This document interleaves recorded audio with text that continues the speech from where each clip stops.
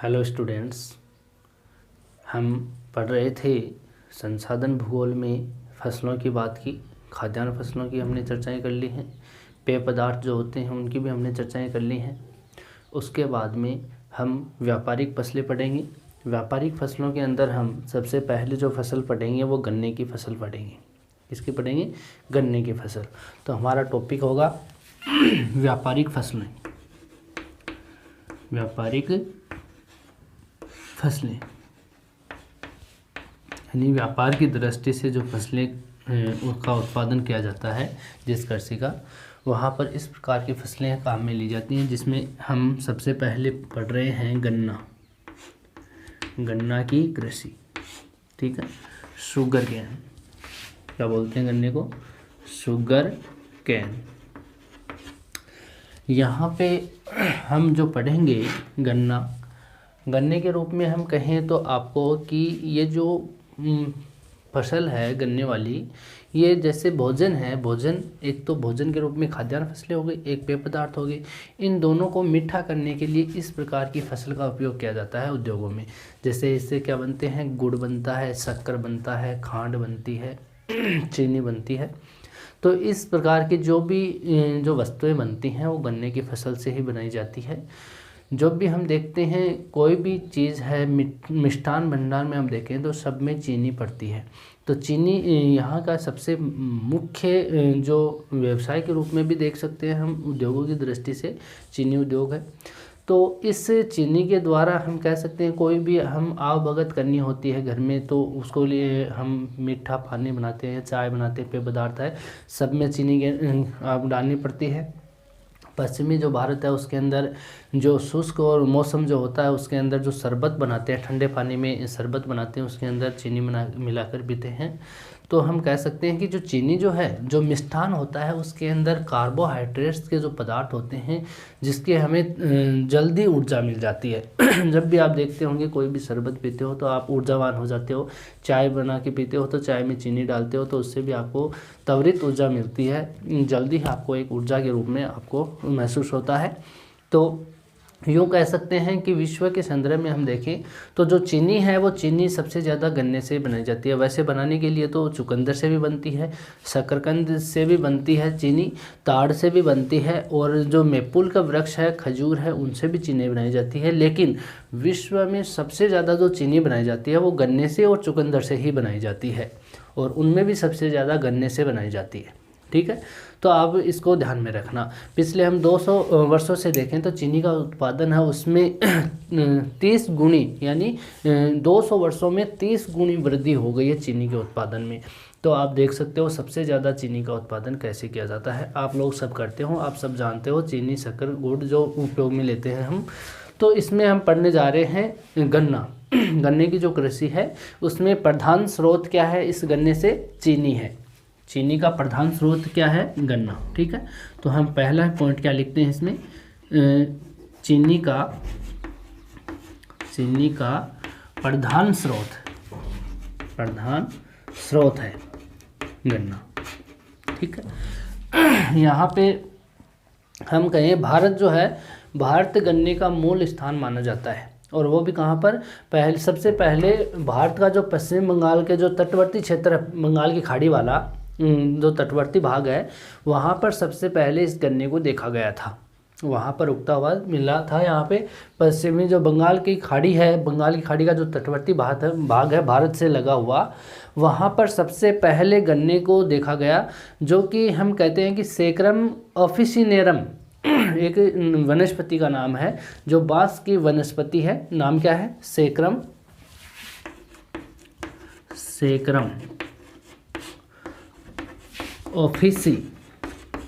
Officinarum नामक बांस की एक वनस्पति है। इसी की वंशज माना जाता है गन्ने को। किसका वंशज माना जाता है? इस बांस की, इस वनस्पति को, इस नामक की यानी सेक्रम ऑफिसिनेरम, इस नाम की एक बांस की वनस्पति है, उसका वंशज कौन है? गन्ना है। जो कि यहाँ पर उसकी तरह ही जो ये वनस्पति है उसी की तरह गांठदार और पोरियों की, गांठदार जो पोरियाँ होती हैं, गन्ना जो होता है, जैसे ये गन्ना है, इस गन्ने के अंदर यहाँ पे बीच बीच में आपको गांठ से मिलेगी, ये गांठदार गन्ना मिलेगा। इसको हम कहते हैं पोरिया। क्या बोलते हैं इसको? पोरिया। अपनी साधारण भाषा में इसको पेली बोलते हैं, पेली। ठीक है, तो यूँ कहें कि ये जो गांठदार जो पोरियाँ होती हैं उन्हीं के अकॉर्डिंग यहाँ पर इसको इसकी वंशज के रूप में हम देख सकते हैं। ऐसी ही वनस्पति बांस की इस प्रकार की होती है। ठीक है, तो आप देखते हैं कि यहाँ पे चीनी का जो विश्व में अगर अधिकांश जो चीनी बनाई जाती है जो कि गन्ने से बनाई जाती है, इसके दो कारण हैं, प्रमुख कारण कि चीनी गन्ने से ही क्यों बनाई जाती है। इसके दो कारण क्या हैं? यह एक तो बड़ी मात्रा में इसमें क्या होता है, बड़ी मात्रा में उत्पन्न होता है गन्ना, सबसे ज़्यादा उत्पन्न होता है, और इसमें क्या होता है, चीनी का अंश सबसे अधिक होता है। गन्ने में चीनी का यानी रस अधिक होता है, जिसके कारण यहाँ पर चीनी है वो गन्ने से बनाई जाती है। पहला कारण तो ये है। क्या पहला कारण? बड़ी मात्रा में होता है उत्पादन इसका, और इसमें जो चीनी की मात्रा होगी या चीनी का जो अंश होगा वो अधिक होगा। दूसरा प्रमुख कारण है इसका कि इसमें लागत व्यय जो है वो कम आता है। गन्ने के अंदर लागत व्यय होता है वो कम आता है, रस ज़्यादा मिल जाता है। इसके कारण जो चीनी उद्योग है वहाँ पे अधिक मात्रा में चीनी बनाई जा सकती है। तो दो प्रमुख कारण हैं गन्ने से चीनी बनाने की। अन्यथा ये चुकंदर से भी बनती है, खजूर से, और यहाँ पे जो पात जो वृक्ष है, चुकंदर, शकरकंद है, खजूर है, इनसे भी, ताड़ है, इनसे भी चीनी बनाई जाती है। लेकिन सबसे ज़्यादा जो रस होता है वो गन्ने के इस पौधे में होता है, जिसके कारण यहाँ इसके अंदर से चीनी निर्मित की जाती है। ठीक है, ये बात हो गई इसकी सामान्य जानकारी की, चीनी की, जो गन्ने की। इसके बाद में हम बात करते हैं इसकी जो उपज की भौगोलिक दशाएं हैं वो क्या क्या हैं। भौगोलिक दशाएं, गन्ने के उपज की भौगोलिक दशाएं, इसके अंदर हम बात करें तो ये उपोष्ण जलवायु का पौधा है। सबसे पहली बात तो यही है, भौगोलिक दशाओं में ये उपोष्ण जलवायु का क्या है, पौधा है। उष्ण और शीतोष्ण के बीच वाली जो जलवायु होती है उपोष्ण जलवायु, इस जलवायु का पौधा माना जाता है गन्ने को। ठीक है, यहाँ पे बात करें तो इस पौधे के लिए यहाँ पे उष्ण प्रकार की जलवायु चाहिए प्लस आर्द्र प्रकार की जलवायु चाहिए। तो उष्णार्द्र प्रकार की जो जलवायु होगी वो सबसे उपयुक्त जलवायु मानी जाती है गन्ने के लिए। यानी वहाँ पर तापमान भी अधिक होना चाहिए, और वहाँ पर जो वर्षा की मात्रा है या नमी की मात्रा है वो भी अधिक होनी चाहिए। इसलिए कहते हैं कि जो बोते समय हम बात करें तो जलवायु वहाँ की नम रहनी चाहिए। गन्ना जहाँ पे बोते हैं उस कंडीशन में अगर देखें तो वहाँ की जो जलवायु होगी उसके अंदर नमी बनी रहनी चाहिए। उगते समय भी बीच बीच में यहाँ पे शुष्क, उगते समय यहाँ पे नमी तो बनी रहनी चाहिए, इसको भी ध्यान में रखना। जब गन्ने का पौधा उगेगा तो उस समय, उगते समय हमें बीच बीच में शुष्क मौसम और गर्म मौसम की आवश्यकता होती है, क्योंकि अगर ऐसा नहीं होगा, शुष्क और गर्म नहीं होगा तो वहाँ पर गन्ने में मिठास नहीं होगी। तो ये गर्म और शुष्क मौसम होगा तो वहाँ पर गन्ने के जो रस होगा उसके अंदर अधिक मिठास पैदा हो जाती है। ठीक है, और पकते समय हम बात करें तो तेज़ धूप की आवश्यकता होती है। गन्ने के जो वृक्ष है, पौधा है, इसको पकते समय यानी लास्ट में जब पकने में आ जाता है उस समय इसको तेज़ धूप की आवश्यकता होती है। यहाँ का अगर हम विश्व के संदर्भ में इसका अगर क्षेत्र की बात करें तो विश्व के संदर्भ में ग्लोब पर बात करते हैं तो ग्लोब पर 0 डिग्री से 32 डिग्री नॉर्थ लैटिट्यूड उत्तरी अक्षांश तक और दक्षिण में 30 डिग्री साउथ लैटिट्यूड तक, यानी यहाँ का ये विस्तार जो है ये गन्ने के लिए सबसे उपयुक्त क्षेत्र माना जाता है, जो कि उपोष्ण या उष्ण कटिबंधीय क्षेत्र का पौधा माना जाता है। ठीक है, जहाँ पे तापमान भी ज़्यादा है और वर्षा भी यहाँ पे क्या होती है, ज़्यादा होती है, जिसके कारण गन्ने की कृषि आसानी से की जा सकती है। ठीक है, यहाँ पे और बात करें तो ये फसल जो है वो 9 से 10 महीने में पककर तैयार होती है। ये जो फसल है वो 9 से 10 महीनों में पककर तैयार होती है, जबकि हम पूरे विश्व के संदर्भ में देखें तो 9-10 महीनों में भी यहाँ अंतर देखने को मिलता है, यानी प्रादेशिक अंतर हमने को देखने को मिलता है। कोई देश होता है वहाँ पे जल्दी पक जाती है, कोई देश होता है वहाँ पे धीमी गति से पकती है। जैसे हम एग्जाम्पल के रूप में देखें तो भारत है, भारत के अंदर ये फसल है, भारत में ये 9 से 10 महीने में पकती है। ठीक है, जैसे क्यूबा की बात करें, क्यूबा यहाँ पर 15 महीने लगते हैं इस फसल को पकने में। और जो हवाई द्वीप है, यूएसए का हवाई द्वीप है, इस यूएसए वाले हवाई द्वीप के अंदर 2 वर्ष लगते हैं इस फसल को पकने में। ठीक है। तो यहाँ प्रादेशिक अंतर पाया जाता है, रीजनल डिफरेंस पाया जाता है, मतलब कहीं कोई से देश में जल्दी पक जाती है, कोई देश में धीमी गति से पकती है, क्योंकि वहाँ की जलवायु, वहाँ का मौसम होता है, उसके अकॉर्डिंग ये फसल तैयार होती है। तो कई स्थान होते हैं वहाँ पे अगर उष्ण और उष्णाद्र प्रकार की जो जलवायु होगी, वहाँ पे सबसे उपयुक्त किस्म का अधिक मिठास वाला गन्ने का उत्पादन किया जाता है। ठीक है, ये बात हो गई। अब बात करते हैं इसके जो तापमान है उसकी बात करते हैं कि तापमान इस फसल को कितना चाहिए। भौगोलिक दशाओं में सबसे पहला पॉइंट है अपना तापमान।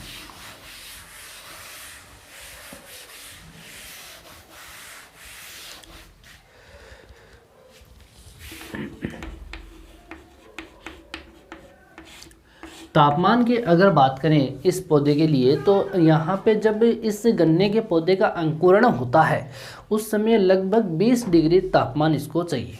यानी आरंभ में अंकुरण जब होता है तो उस समय अंकुरण के समय लगभग कितना तापमान चाहिए इसको, 20 डिग्री सेंटीग्रेड। ठीक है, प्रारंभ में तो कितना चाहिए, लगभग 20 डिग्री सेंटीग्रेड तापमान की आवश्यकता होती है। और जब इसकी वृद्धि होती है, पौधे का विकास काल होता है, जब वृद्धि के समय हम बात करें इसमें वृद्धि के समय, तो यहाँ पर 21 डिग्री सेंटीग्रेड से 28 डिग्री सेंटीग्रेड तक इसको तापमान की आवश्यकता होती है। यानी इसको वृद्धि के समय 21 से 28 डिग्री टेम्परेचर इसको चाहिए। अगर वहाँ किसी भी जगह पर अगर बात करें तो 30 डिग्री सेंटीग्रेड से अधिक तापमान जहाँ पे हो गया तो वो यहाँ इस फसल के लिए, गन्ने के लिए हानिकारक है, गन्ने के लिए हानिकारक। ठीक है, और 15 डिग्री सेंटीग्रेड अगर तापमान कहीं पर है तो वहाँ भी इस पौधे की वृद्धि रुक जाती है, पौधे की वृद्धि रुक जाती है। तो इसको भी आप ध्यान में रखना। ठीक है, यहाँ पे 30 डिग्री टेम्परेचर होगा, वहाँ तो इस पौधे में ये पौधा है वो जलना स्टार्ट हो जाएगा, यानी इसका हानिकारक है। और 15 डिग्री टेम्परेचर जहाँ पर होगा वहाँ पर इस पौधे की वृद्धि क्या होगी, रुक जाएगी। तो इस पौधे के लिए हम कह सकते हैं कि पाला जो होगा वो पाला हानिकारक है, पाला हानिकारक है इस पौधे के लिए। ठीक है, तो यहाँ पे तापमान में आप इतनी बातें ध्यान में रखोगे। अंकुरण के समय इसको 20 डिग्री सेंटीग्रेड तापमान चाहिए, वृद्धि के समय इसको 21 से 28 डिग्री टेम्परेचर चाहिए, 30 डिग्री से अधिक हानिकारक है इस पौधे के लिए, 15 डिग्री सेंटीग्रेड से कम भी तापमान इसके लिए हानिकारक है। और पाला रहित यहाँ का जो मौसम होना चाहिए, यानी पाला नहीं पड़ना चाहिए। पाला पड़ेगा तो ये फसल नष्ट होने की कगार में आ जाती है या इसकी वृद्धि रुक जाती है। ठीक है, ये बात हो गई तापमान की। इसके बाद में हम बात करेंगे वर्षा की। दूसरा पॉइंट है अपना वर्षा। वर्षा की अगर बात करें तो इस पौधे के लिए सबसे ज़्यादा आवश्यकता होती है वो वर्षा की होती है, बहुत ही ज़्यादा अति आवश्यकता होती है इस वर्षा के रूप में। यहाँ जो वर्षा अगर आवश्यक है, जो कि हम वर्षा भी कहें तो विकास काल के दौरान होनी चाहिए, नहीं तो ये जो गन्ना है इसमें रस नहीं बन पाता है। जब इसका विकास होता है, बीच में वृद्धि काल होता है जब गन्ने के पौधे का, उस समय इसमें वर्षा बहुत ज़्यादा ज़रूरी हो जाती है, क्योंकि उस समय अगर वर्षा नहीं होगी तो इसको पानी नहीं मिल पाएगा और इसका रस नहीं बन पाएगा। तो इसको यहाँ पे वर्षा की सबसे ज़्यादा आवश्यकता होती है। केवल पकते समय ही शुष्क मौसम होना चाहिए, जिसके कारण यहाँ पे कहते हैं कि यहाँ पकते समय भी अगर बीच बीच में वर्षा होगी तो अच्छा रहेगा, यानी शुष्क मौसम होगा तो इस गन्ने के पौधे में मिठास रहेगी। यहाँ औसत वर्षा के रूप में अगर बात करें तो 125 से 165 सेंटीमीटर यहाँ औसत वार्षिक वर्षा की आवश्यकता होती है। तो इस बात को आप ध्यान में रखोगे, यहाँ वर्षा की जरूरी होती है 125 से 165 सेंटीमीटर वार्षिक वर्षा की आवश्यकता होती है। अगर जिस क्षेत्रों में वर्षा की मात्रा नहीं होती है वहाँ 7 से 8 बार सिंचाई के माध्यम से इस फसल को तैयार किया जाता है। ठीक है, तो वहाँ पे 7 से 8 बार सिंचाई की आवश्यकता उसको पड़ती है, जिससे इस फसल की जो फसल है इसकी उत्पादन वृद्धि किया जा सकता है। इसके बाद में हम बात करते हैं मिट्टी की। इसके अंदर अगला जो पॉइंट होगा मिट्टी का, भौगोलिक दशाओं में मिट्टी के रूप में अगर बात करें तो इसको गहरी उपजाऊ मिट्टी की आवश्यकता होती है। गन्ने की जो फसल है वो गहरी उपजाऊ जो मिट्टी होगी जिसके अंदर फास्फोरस की मात्रा अधिक होनी चाहिए। जिस मिट्टी में उपजाऊपन मिट्टी है जिसके अंदर किसकी मात्रा अधिक होनी चाहिए, फास्फोरस की मात्रा अधिक होनी चाहिए। जो मिट्टी लावायुक्त जो मिट्टी है, जो लावा की मिट्टी है या कांप मिट्टी है या हम कह सकते हैं दोमट मिट्टी है जिसको जलोढ़ प्रकार की मिट्टी बोलते हैं, ऐसी मिट्टी भी इसके लिए सबसे उपयुक्त मानी जाती है। जिसमें चिकनाई होनी चाहिए, यानी वो मिट्टी चिकनी भी होनी चाहिए, यानी पर्याप्त मात्रा में चिकनी होनी चाहिए जिससे ये पौधा ज़्यादा अंकुरित हो सके, ज़्यादा वृद्धि कर सके।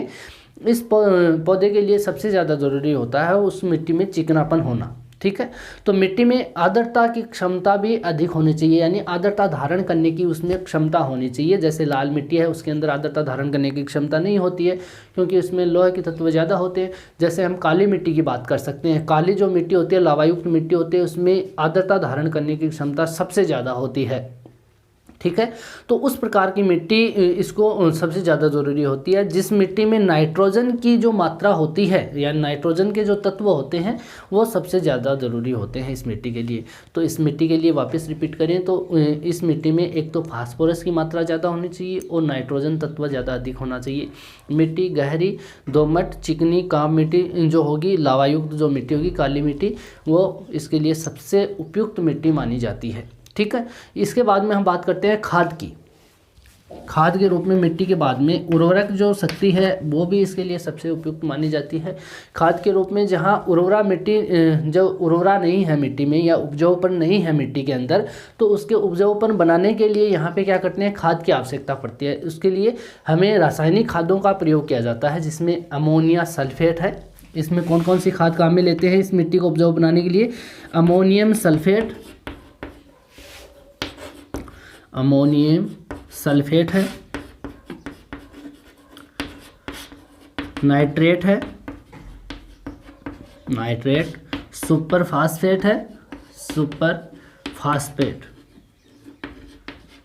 यानी यहाँ पर जो खाद काम में ले जाते हैं जिसमें रासायनिक खाद है, इसके अंदर अमोनियम सल्फेट भी है, नाइट्रेट भी है, सुपर फास्फेट जो खाद है उसके अंदर भी हम मान सकते हैं यूरिया है, यूरिया भी इसमें अधिक काम में ली जाती है। गोबर की खाद है, गोबर वह जो खली होती हैं यानी सरसों की तूड़ी है उनकी खाद है, खली की खादें जो होती हैं वो भी गन्ने की फसल के लिए सबसे उपयुक्त मानी जाती है। तो इनके खादों के रूप में आप देख सकते हैं कि कौन कौन सी खाद है जो इसकी मिट्टी को उपजाऊपन बनाने में अति महत्वपूर्ण स्थान रखती है, जिसमें नाइट्रेट, सुपर फास्फेट, यूरिया, गोबर, खली की खादें और अमोनियम सल्फेट प्रकार की खादें यहाँ पर देखने को मिल सकती हैं। ठीक है, इसके बाद में हम कहते हैं कि जो धरातल है इसका, वो धरातल कैसा होना चाहिए, यानी इसके धरातल की बात करें, गन्ने की जो फसल है उस फसल के लिए जो धरातल उपयुक्त रहता है वो समतल धरातल रहता है। यानी धरातल जो गन्ने की कृषि है समतल धरातल क्यों होना चाहिए, क्योंकि वहाँ पर जो पानी का निकास है वो भी होना चाहिए, लेकिन ये समतल धरातल में एक विशेषता है जिसमें सिंचाई भी आसानी से हो सकती है और जो यातायात के साधन हैं उनको सुलभता रहती है। तो इस फसल के लिए जो धरातल की होता है वो धरातल कैसा होना चाहिए, समतल धरातल होना चाहिए। ठीक है, पानी का निकास भी होना चाहिए गन्ने की फसल से, लेकिन इसके अंदर समतल धरातल से वहाँ की जो सिंचाई व्यवस्था है वो आसानी से हो जाती है और वहाँ पर जो यातायात के साधन काम करते हैं उनके अंदर भी सुलभता रहती है, यानी उसमें भी आसानी रहती है। उसके बाद में हम बात करते हैं सस्ता श्रम की। किसकी बात करते हैं? सस्ता श्रम। इसमें हम जो पढ़ते हैं सस्ता श्रम के रूप में, तो ये जो गन्ने की फसल है, क्योंकि हम जब सस्ता श्रम की बात इसलिए करते हैं कि जो चीनी बनती है इससे, गन्ने से जो चीनी बनाई जाती है, चीनी बनाने से पहले हमें खेतों से गन्ने को काट करके और मिलों तक पहुंचाने से पहले पूर्व भी हम इसमें ये देखते हैं कि इसमें रोपाई है। जो गन्ने की मिलों तक पहुँचाते हैं वो तो यातायात या ट्रांसपोर्ट के माध्यम से पहुँचा देते हैं, लेकिन उससे पहले जो इसके अंदर रोपाई की जाती है, सिंचाई की जाती है, गुड़ाई की जाती है, वो केवल श्रमिकों के द्वारा ही संभव हो पाता है। अगर वो मशीनों से किया जाने लगा तो उत्पादन व्यय सबसे ज़्यादा बढ़ जाएगा। इसके लिए यहाँ पर जो सस्ता श्रम है उसकी आवश्यकता अधिक होती है। यहाँ पर उत्तरी अमेरिका जो देश है, उत्तरी अमेरिका है, वहाँ पर खेती का विस्तार इसलिए हुआ है कि अफ्रीका से जो सस्ते श्रमिक या सस्ते मजदूर वहाँ से बुलाए गए थे, जिसके कारण यहाँ उत्तरी अमेरिका के अंदर इसमें ज़्यादा उत्पादन की संभावना बन गई है, यानी वहाँ पर इसको सस्ते श्रम की उपलब्धता मिल गई है। इसके बाद में हम ये बात कर ली है, ठीक है। भौगोलिक दशाओं में हमने क्या देखा, तापमान देखा है। तापमान इसको वापस रिपीट करें हैं, अंकुरण के समय 20 डिग्री टेम्परेचर, वृद्धि के समय 21 से 28 डिग्री टेम्परेचर, 38 डिग्री से अधिक और 15 डिग्री से कम तापमान इसके लिए हानिकारक, पाला रहित मौसम होना चाहिए। दूसरी बात हमने वर्षा की वर्षा इसको 125 से 165 डिग्री टेम्परेचर वाली चाहिए। अगर वर्षा कम वर्षा वाला स्थान है तो वहाँ पर 7 से 8 बार सिंचाई की आवश्यकता होती है। तीसरी हमने मिट्टी की बात की है। मिट्टी उपजाऊपन, जिसमें उपजाऊपन लिए हुई होनी चाहिए, गहरी मिट्टी होनी चाहिए जिसमें फास्फोरस नाइट्रोजन के तत्व होने चाहिए, जिसमें मिट्टी के रूप में हम कहें तो लावायुक्त जो मिट्टी है वो उपयुक्त होती है। काप मिट्टी, दोमट मिट्टी होती है, जिसमें चिकनी मिट्टी भी होनी पर्याप्त मात्रा में होनी चाहिए। इसके बाद में हमने खाद की बात की, तो इसमें उर्वरा जो शक्ति बढ़ाने के लिए खाद की आवश्यकता होती है, जिसमें रासायनिक खाद काम में ली जाती है। गन्ने की फसल के लिए अमोनियम सल्फेट, नाइट्रेट, यहाँ पे यूरिया है, और बात करें सुपर फास्फेट क्या है, गोबर की है, खली की जो खाद हैं वो काम में लेते हैं। उसके बाद में हमने धरातल की बात की, तो यहाँ पे समतल धरातल सबसे उपयुक्त होता है। पानी का निकास धरातल में होना चाहिए। और अगले जो हमने भौगोलिक जो दशा देखी, जिसमें सस्ते श्रमिक की आवश्यकता होती है, जो कि इस फसल की निराई गुड़ाई कटाई करने के लिए सस्ते श्रमिकों की आवश्यकता होती है। अगर ऐसा नहीं है, यंत्रीकरण से अगर कृषि की जाए या मशीनों से कृषि की जाए, तो वहाँ पर इसके उत्पादन का जो व्यय होगा, जो खर्चा होगा, वो बढ़ जाएगा। इसके लिए यहाँ पर सस्ते श्रमिकों की ही आवश्यकता अधिक होती है। ये बात हो गई इसकी भौगोलिक दशाओं की। इसके बाद हम बात करते हैं विश्व में इसका उत्पादन। हम विश्व की दृष्टि से इन फसलों को पढ़ रहे हैं संसाधन भूगोल में। तो यहाँ पर विश्व में गन्ने का जो उत्पादन होता है, जो उत्पादक देश है विश्व में गन्ना उत्पादन,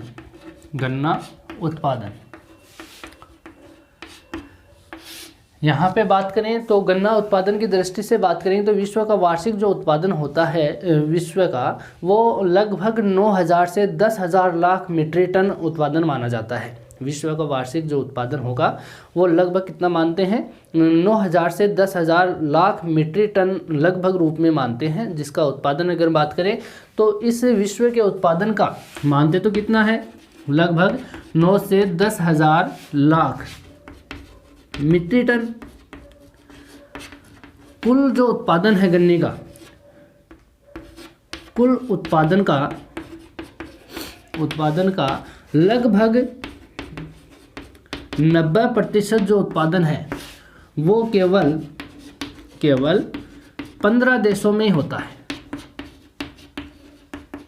देशों में उत्पन्न होता है, या गन्ने को उत्पन्न किया जाता है। इसके अंदर हम देख सकते हैं 15 देश कौन कौन से हैं, जिसमें हम ब्राज़ील की बात कर सकते हैं। ब्राज़ील है, भारत है, क्यूबा है, चीन है, और देश की बात करें तो चीन के बाद में मैक्सिको की बात कर सकते हैं, मैक्सिको, ठीक है। यहाँ पे मैक्सिको के बाद में पाकिस्तान है, पाकिस्तान, यहाँ पे अर्जेंटीना है, यूएसए है, ऑस्ट्रेलिया है, कोलंबिया है,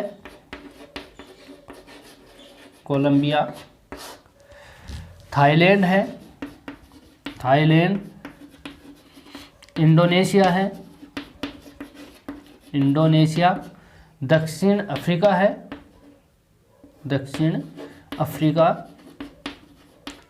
मिस्र है, और फिलीपींस है, ठीक है।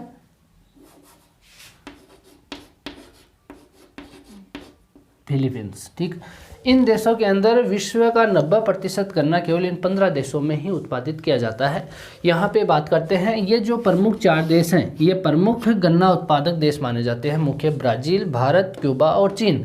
इनको हम यहाँ यूँ कहें कि उत्पादन की दृष्टि से प्रमुख देश हैं यहाँ पे, लेकिन यहाँ देखा जाए तो प्रति हेक्टेयर जो उत्पादन होता है वो बहुत कम होता है, जो कि हम उदाहरण के रूप में देख सकते हैं। जैसे भारत जो क्षेत्र है, भारत देश है, वहाँ का जो क्षेत्र है, भारत में जो गन्ने का जो क्षेत्र है वो 220 लाख हेक्टेयर क्षेत्र है। गन्ने का कितना क्षेत्र है भारत में, 220 लाख हेक्टेयर, इतना क्षेत्र है। इस क्षेत्र के अंदर अगर हम बात करें कि इसके अंदर जो क्षेत्र है उत्पादन कितना होता है, तो उत्पादन की दृष्टि से बात करें तो इस क्षेत्र में, इतने क्षेत्र में 1825 लाख प्रति हेक्टेयर, यानी लाख हेक्टेयर जो उत्पादन होता है, या मीट्रिक टन में, लाख मीट्रिक टन उत्पादन होता है। 220 लाख हेक्टेयर क्षेत्र में 1825 लाख मीट्रिक टन उत्पादन होता है। जबकि अन्य देशों की बात करें, अन्य देशों में कम क्षेत्रफल में भी पैदावार अधिक हो जाती है। तो इन क्षेत्रों में भारत के अंदर भी देखें, ब्राज़ील में देखें, क्यूबा में देखें, तो चीन में देखें, तो ये देश ऐसे हैं जहाँ पर प्रति हेक्टेयर जो क्षेत्रफल है वो तो खूब है, लेकिन वहाँ का प्रति हेक्टेयर जो उत्पादन है वो कम है। तो इसके अंदर हम इन चारों देशों को लेते हैं। अन्य जो देश हैं वहाँ पर क्षेत्रफल तो कम है, गन्ने की जो कृषि की जाती है क्षेत्रफल के रूप में, लेकिन वहाँ पर जो प्रति हेक्टेयर उत्पादन का जो पैदावार है वो पैदावार ज़्यादा होती है। लेकिन प्रति एकड़ उपज में हवाई द्वीप की बात करें, यहाँ पे हवाई द्वीप यूएसए के अंदर आता है। यहाँ पर जावा की बात करें, जावा इंडोनेशिया का एक द्वीप है। पोर्टो रिको की बात करें, पोर्टो रिको कैरिबियन सागर में, यहाँ पे क्यूबा के पास में है। तो ये पोर्टो रिको है, जावा है, हवाई द्वीप है। ये जो क्षेत्र हैं गन्ने के उत्पादन में अग्रणी जो माने जाते हैं, इनके कारण, इनका जो अग्रणी होने का कारण है वो एक तो उर्वरक हैं, यानी ये गन्ने की फसल में खाद का उपयोग ज़्यादा करते हैं। दूसरा, यहाँ पे मशीनों का प्रयोग अधिक किया जाता है, जिसके कारण यहाँ पे उपयुक्त जलवायु भी है इसमें।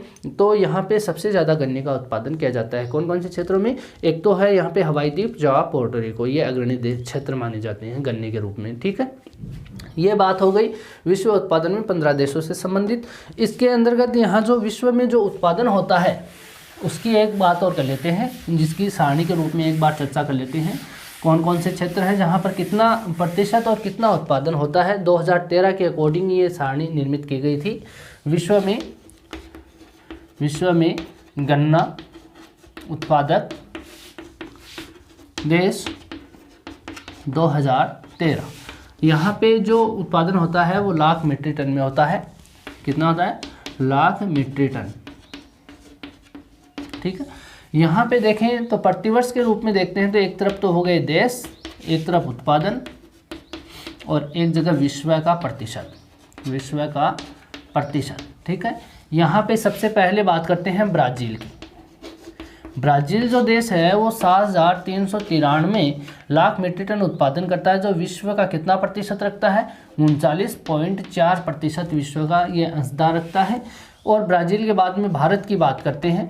भारत जो देश है वो 3,412 यहाँ पे लाख मीट्रिक टन उत्पादन करता है, जो कि विश्व का कितना प्रतिशत है? 18.2% स्थान रखता है अपना। ठीक है, इसके बाद में हम बात करते हैं चीन की। चीन जो देश है वो 1255 लाख मीट्रिक टन उत्पादन करता है, जो विश्व का 6.7% उत्पादन करता है। इसके बाद में थाईलैंड है। थाईलैंड का उत्पादन देखें तो 1,001 लाख मीट्रिक टन उत्पादन होता है, जो विश्व का 5.3% यहाँ पे उत्पादन किया जाता है। थाईलैंड के बाद में पाकिस्तान की बात करते हैं। पाकिस्तान जो उत्पादन करता है 638 लाख मीट्रिक टन है, जो कि 3.4% विश्व का रखता है। फिर मैक्सिको है। कौन सा देश है? मैक्सिको। और मैक्सिको जो देश है वो यहाँ पे 612 लाख मीट्रिक टन उत्पादन करता है, जो विश्व का 3.3% ये अपना अंशदान रखता है। मैक्सिको के बाद में कोलंबिया की बात करते हैं। कोलंबिया जो देश है, कोलंबिया दक्षिण अमेरिका का एक देश है, जहाँ पर यहाँ जो उत्पादन होता है कोलंबिया में 349 लाख मीट्रिक टन उत्पादन होता है, जो विश्व का कितना प्रतिशत होता है? 1.9%। ठीक है, इसके बाद में इंडोनेशिया स्थान आता है। इंडोनेशिया। ठीक है, इंडोनेशिया की बात करें तो यहाँ पे 337 लाख मीट्रिक टन उत्पादन और 1.8% विश्व के अंशदान रखता है। फिर हम फिलीपींस की बात कर सकते हैं। फिलीपींस जो है वो 319 लाख मीट्रिक टन उत्पादन करता है, जो विश्व का 1.7% स्थान रखता है। फिर संयुक्त राज्य अमेरिका आता है। संयुक्त राज्य अमेरिका USA। इसकी चर्चा करें तो ये 279 लाख मीट्रिक टन उत्पादन करता है, और यहाँ पे जो विश्व के प्रतिशत के रूप में देखें तो 1.5% इसका विश्व में उत्पादन है। कुल के रूप में देखें तो कुल में 18,771 यहाँ पे जो टोटल आता है इसका उत्पादन लाख मीट्रिक टन में, जो कि विश्व का 100% के बराबर है। तो ये जो सारणी है विश्व से संदर्भित है 2013 के अकॉर्डिंग, तो इसको आप ध्यान में रखोगे। सबसे ज़्यादा उत्पादन ब्राज़ील में, फिर भारत, चीन में, थाईलैंड में, Pakistan, Mexico, Colombia, Indonesia, Philippines, संयुक्त राज्य अमेरिका में यहाँ इस प्रकार से उत्पादन देखा जा सकता है। ठीक है, ये बात हो गई गन्ने की जो फसलें हैं। इसके बाद में हम एक एक देश को लेंगे और उसके जो क्षेत्र हैं जहाँ पर गन्ने की कृषि की जाती है उसकी चर्चा करेंगे, वो करेंगे नेक्स्ट वीडियो में। आज के लिए इतनी बातें करेंगे। Thank you.